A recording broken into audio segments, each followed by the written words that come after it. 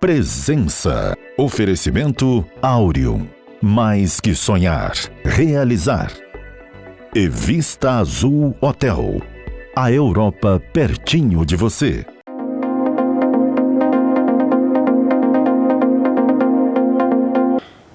A presença hoje é a do secretário de Economia e Planejamento do Governo do Estado do Espírito Santo, Álvaro Duboc, com quem a gente passa a conversar agora.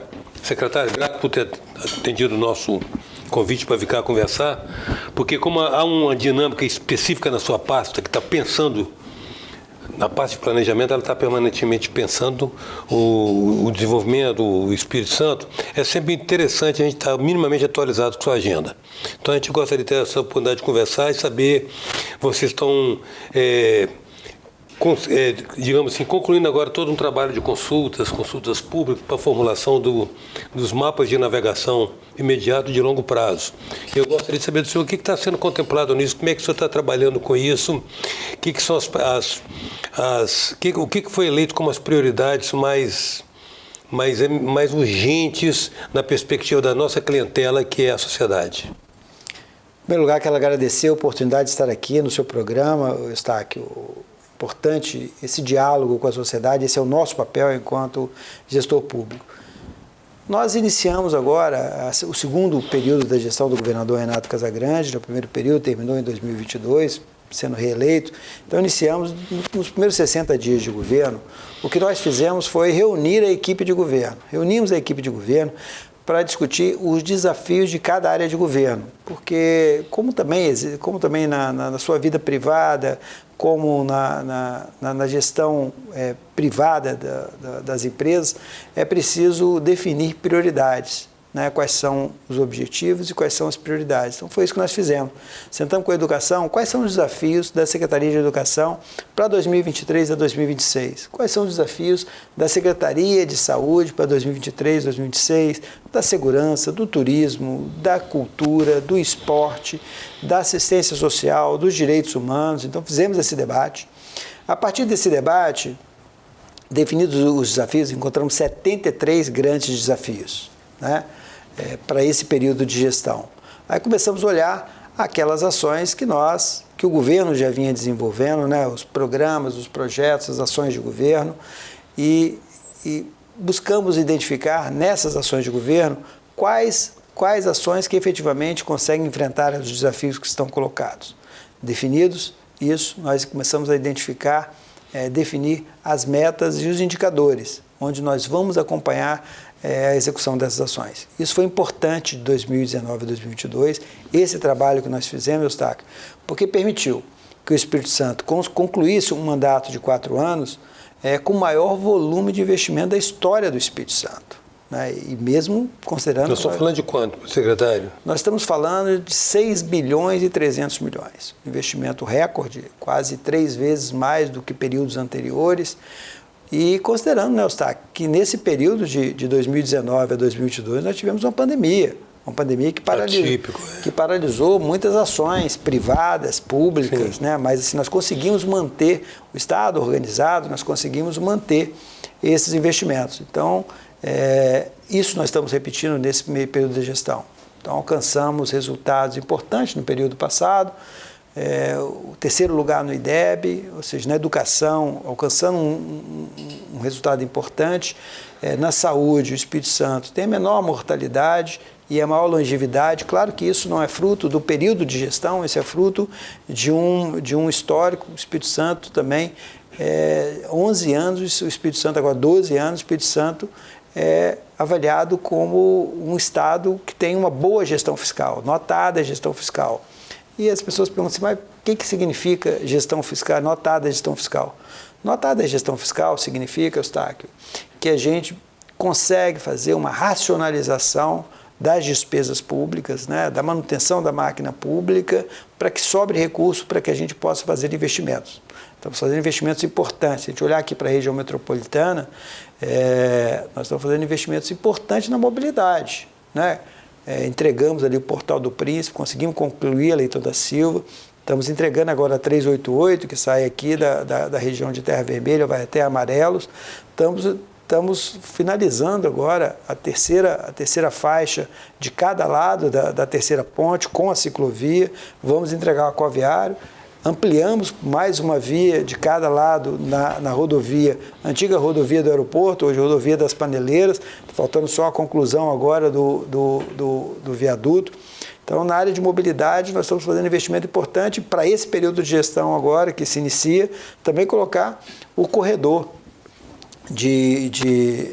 o BRT, que vai sair do terminal daqui de Vila Velha, de Aribiri, vai até o terminal de Jardim América, né? com uma nova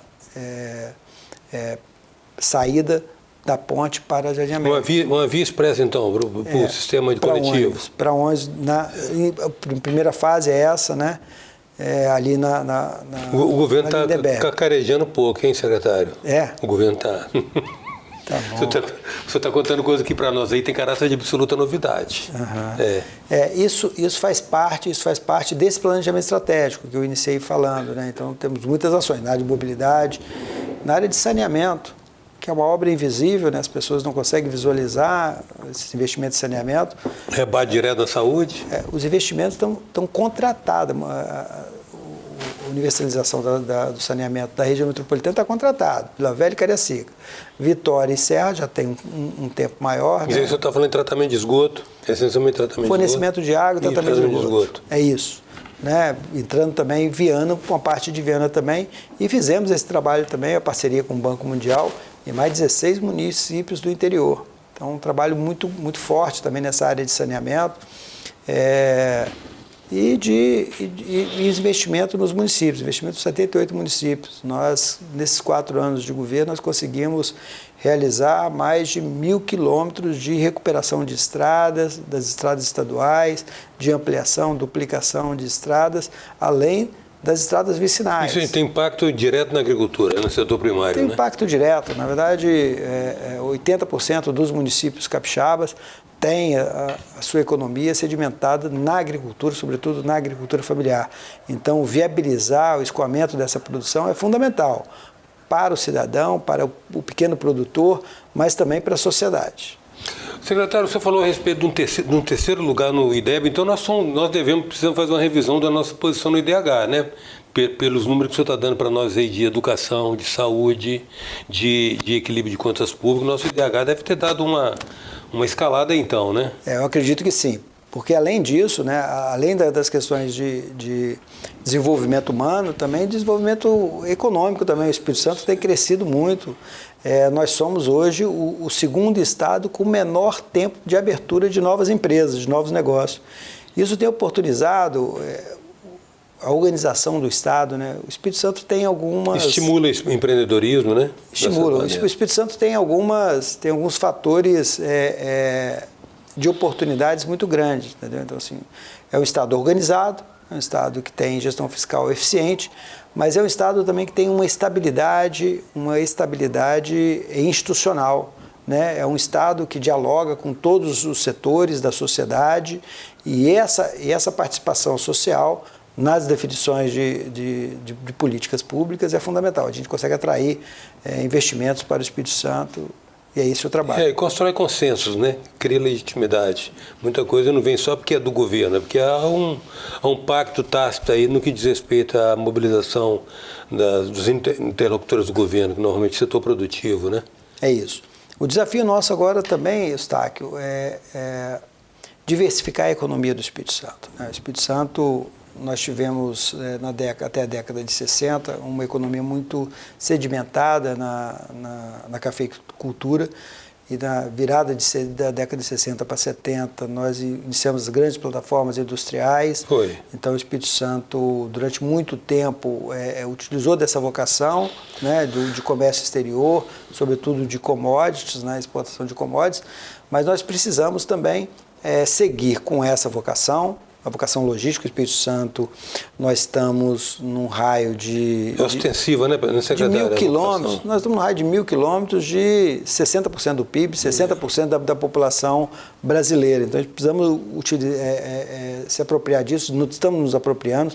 Se você anda para aquela região de Viana, região de Cariacica, quantos galpões que nós temos, várias grandes empresas estão vindo para o Espírito Santo, se instalando no Espírito Santo e fazendo sua distribuição a partir daqui. Qual é o desafio que nós temos? O desafio que nós temos é um diálogo com o governo federal para que a gente possa viabilizar a nossa plataforma logística de responsabilidade federal. Então, estamos dialogando para a retomada da BR-101, né, da concessão da BR-101. Estamos dialogando com o governo federal a duplicação da 262, fundamental uma ligação do Espírito Santo com o centro do país, passando por Minas Gerais. E estamos também discutindo também a ferrovia Centro-Atlântica, né? Então, aproveitando um pouquinho da FCA, que vem até Sete Lagoas, que sai do Centro-Oeste, vem até Sete Lagoas, que une Sete Lagoas com a ferrovia Vitória-Minas, né? E da ferrovia Vitória-Minas nós estamos... Desce para o sul. Desce para o sul, para a F-118, né? Então, no processo de renovação de concessão com a Vale do Rio Doce, já ficou pactuado que a Vale vai fazer esse trecho até Anchieta, e de Anchieta até o sul do estado.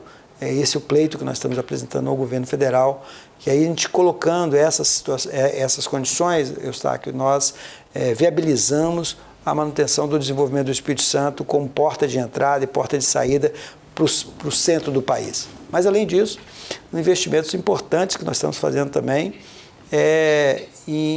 na atração de empresas de base tecnológica. Se você olhar Portugal, há 10, 15 anos atrás, Portugal tinha uma dificuldade muito grande de desenvolvimento e de retenção. Hoje é uma referência. De retenção da sua juventude. Hoje é uma referência. Referência. Então, nós estamos fazendo um investimento muito forte, um movimento capixaba pela inovação, que envolve a sociedade civil, que envolve a academia, que envolve o governo, onde nós estamos colocando recurso público dentro do Fundestec para poder ampliar isso. Mas também o Fundo Soberano. Nós criamos um fundo soberano, tirando parte da receita de petróleo e participação de royalties, né, e participação especial, guardando esse recurso para as futuras gerações, para que se o Espírito Santo lá na frente vier enfrentar alguma dificuldade, tenha um recurso reservado para que o Espírito Santo possa manter esse nível de desenvolvimento, mas também estamos fazendo um investimento em empresas de base tecnológica. Então, estamos atraindo para o Espírito Santo empresas que foram criadas aqui, que saíram do Espírito Santo. Em que consiste essa atração, secretário? É incentivo fiscal, algum tipo de vantagem explícita, assim, que compense? Porque a localização do Espírito Santo já é um privilégio, só que na era do BIT agora, a distância acabou, né? Acabou. Você conectou aí no seu mobile, você fala com seu filho lá na Austrália. É isso. Então, qual é a natureza dos incentivos que vocês estão usando para atrair essas empresas? Nesse caso em particular, nós lançamos o primeiro fundo de investimento... com base nos recursos do Fundo Soberano. 250 milhões. Nós colocamos 250 milhões e contratamos uma empresa que atua na B3, que atua na Bolsa de Valores, a TM3, né, que é uma empresa especializada... É uma empresa que tem mais de 15 anos, né, que é especializada em avaliação de empresas de base tecnológica. Então, parte desse recurso nós estamos colocando nessas empresas. O Venture Capital, aporta como capital, né? Aporta como capital, com prazo de saída, desde que essas empresas venham para o Espírito Santo, que gerem emprego no Espírito Santo. E também tem uma parte também de potencialização de novos negócios que tem no Espírito Santo não tem recurso direto, mas através de workshops e através de diálogo para poder fomentar o ecossistema de inovação. A presença hoje é do secretário de Economia e Planejamento do Governo do Estado do Espírito Santo, Álvaro do Bock. A gente volta já.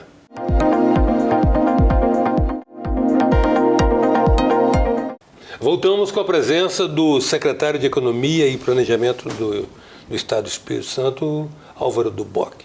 Secretário,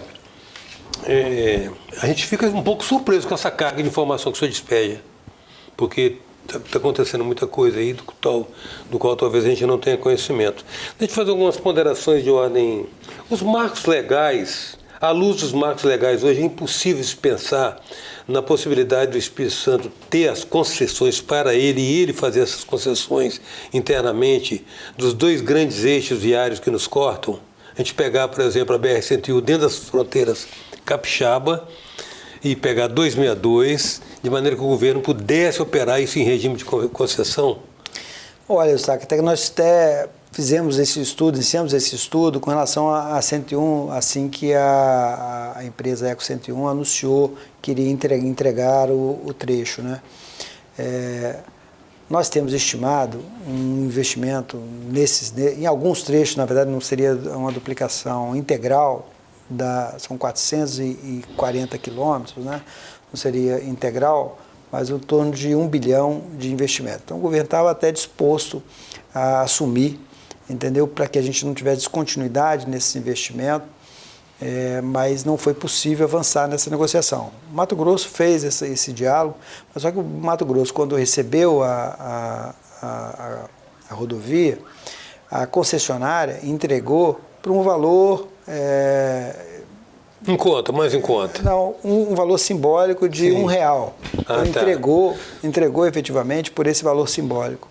Já aqui na Eco 101, ela exigiu uma indenização de em torno de 800 milhões. Então, assim, não faz sentido você tirar recurso público, recurso do cidadão capixaba, né, que aguarda que esses recursos sejam utilizados em investimentos em políticas públicas de saúde, de educação, de segurança, de cultura, para poder indenizar uma empresa privada. Então, nós estaríamos dispostos a fazer esse investimento, mas o diálogo com o governo federal está seguindo muito produtivo. Secretário, a ponderação que a gente faz é o seguinte: você vê um eixo viário desse, são dois eixos altamente estratégicos, né? Um corta no sentido longitudinal, o outro corta no sentido transversal. Se duplica essas duas vias de maneira que flua, o senhor tem um exemplo aí das vicinais do interior, quanto que elas potencializam a produção agrícola. Se a gente consegue duplicar esses dois eixos, o alavancamento que a economia capixaba teria, poderia representar um investimento, não uma despesa imediata do governo do Estado, que num determinado cenário reverteria no crescimento do PIB estadual, né? Agora, desde que realmente não ficasse gerida pelo Estado, né, secretário? É isso. Isso não é papel do Estado, né? Exatamente. Não é papel do Estado. O Estado era juntar os empreendedores que estivessem aqui no Estado e investir-se. Então, há um desenho de que a 262 e o traçado e a topografia acidentada não favorece muito que ela seja uma via de escoamento de produção que deveria ser feito pelo Vale do Rio Doce. Você já viu alguns estudos nesse sentido? Sim, já vi. Que considera que essa rodovia 262 ela é predominantemente turística. Seria uma rodovia de contemplação. E o escoamento da produção mineira, porque, de fato, nós somos porta ao mar de uma área de influência que vai até o Peru, né, secretário? Uhum. É isso, assim, na verdade nós temos que aproveitar esse posicionamento geográfico do Espírito Santo. Privilegiadíssimo. Né? Privilegiadíssimo. Mas nós dependemos desses investimentos do governo federal. Foi por isso que, nas reuniões que o governador Renato Casagrande teve com o ministro Rui Costa e com o próprio presidente Lula, colocou essas prioridades. Nós apontamos para o governo federal 14 obras que são importantes para o Espírito Santo. A primeira obra é a continuidade da duplicação da 101. A segunda, a duplicação da 262. Agora o governo anunciou que já está contratando o projeto, né? E a ferrovia Centro-Atlântica, ou seja, a modernização da VLI, né, dessa ferrovia Centro-Atlântica que é operada pela VLI. Uhum. Nós temos ali um gargalo ali na Serra do Tigre, que essa ferrovia ela perde competitividade. Então estamos juntos com o governo de Minas Gerais, reivindicando esse investimento do governo federal, além da F-118, aí nós temos uma parceria com o governo do Rio de Janeiro, também reivindicando também esse novo ramal.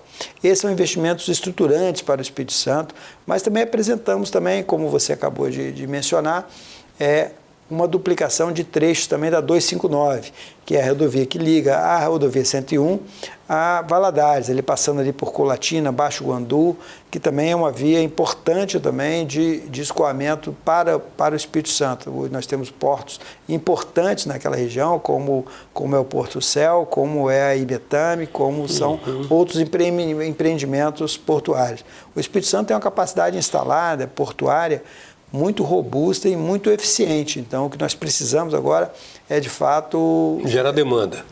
Gerar demanda e gerar condições de trafegabilidade. Então, esse é o pleito que nós temos junto ao governo federal. Secretário, teríamos alguns programas para ficar falando dessa agenda extensa da sua parte. Vamos nos deter no aspecto fundamental. O primeiro instinto do ser humano é da segurança, depois é o do reconhecimento, o terceiro é do controle. Na área de segurança, no governo anterior se formulou muito o Conselho do Estado presente, de maneira que a questão da violência e da criminalidade não fosse tratada só sob a ótica da repressão, mas do meio ambiente, do contexto, do ecossistema social que deixasse menos vulnerável a clientela da marginalidade. Como é que está sendo tratado atualmente? Continua da mesma forma, o conceito é o mesmo. É claro que a dinâmica da criminalidade ela vai mudando e você precisa fazer ajustes em estratégias, isso é normal e natural. Recentemente fomos elencados pelo instituto que cuida de segurança pública no Brasil, o Instituto Sou da Paz, que é de São Paulo, elencou 5 políticas públicas que apresentaram resultado e que têm evidência de efetividade. E o Estado presente é um deles. Só para você ter uma ideia, o Eustáquio, em 2011, quando o governador Renato Casagrande assumiu pela primeira vez, quando foi implementado o programa Estado Presente, o Espírito Santo estava há 10 anos como o segundo estado mais violento do país. Morria-se no Espírito Santo mais de 2.000 pessoas por ano.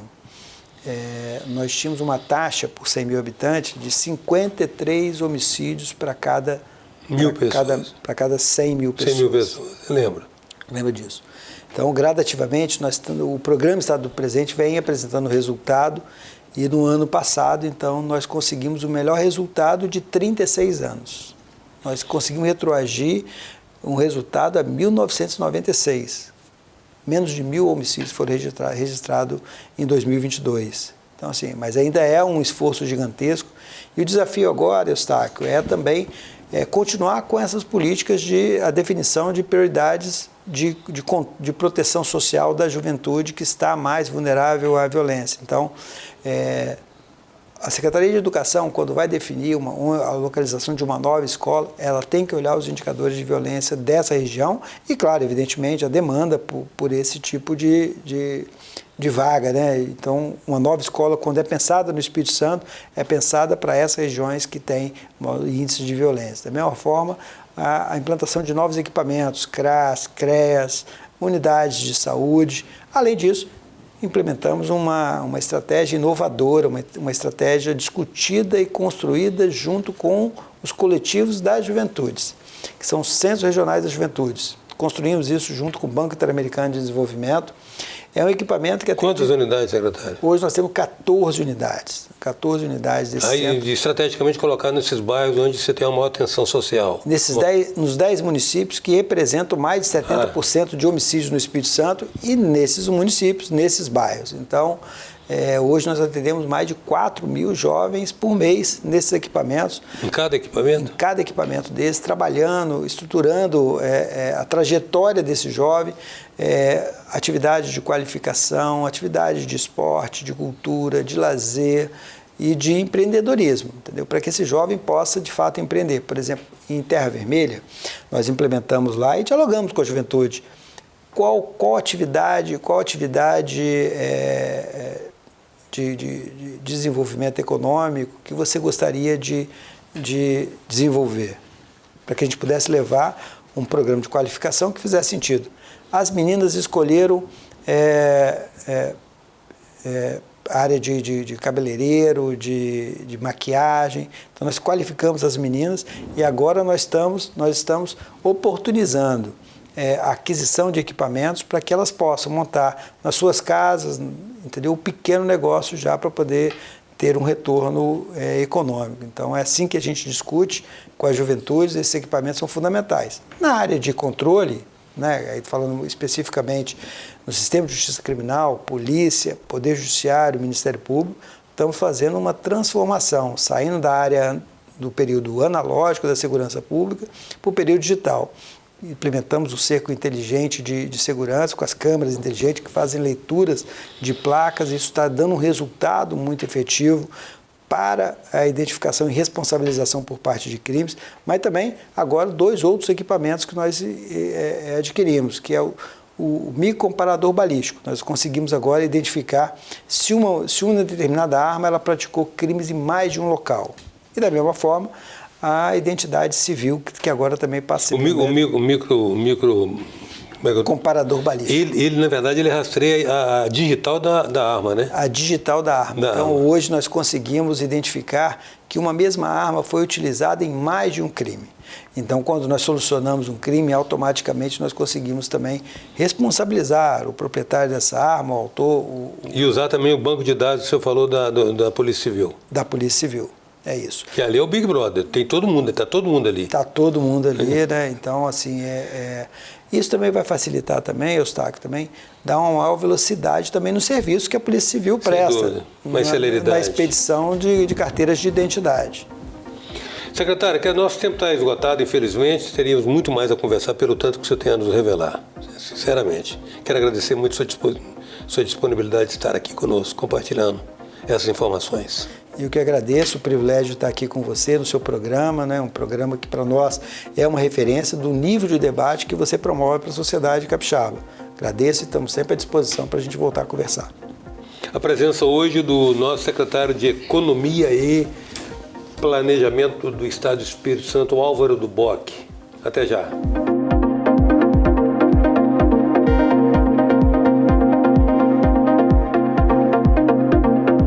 Presença. Oferecimento Áureo.